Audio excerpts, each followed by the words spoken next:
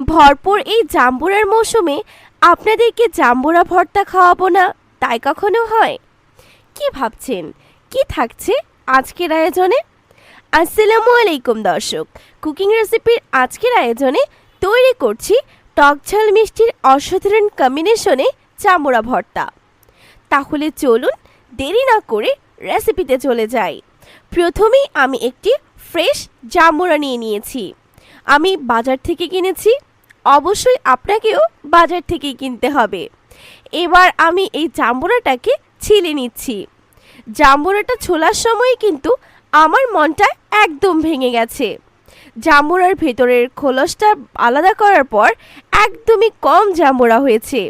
এবার আমি জাম্বুরাটাকে বের করে নিলাম।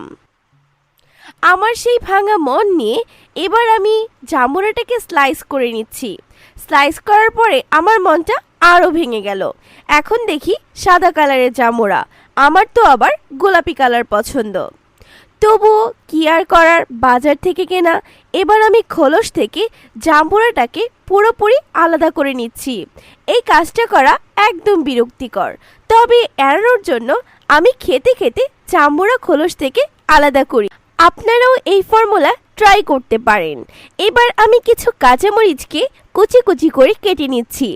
টক ঝাল যে কোনো খাবারে কিন্তু ঝালের পরিমাণটা একটু বেশিই দেয়া লাগে।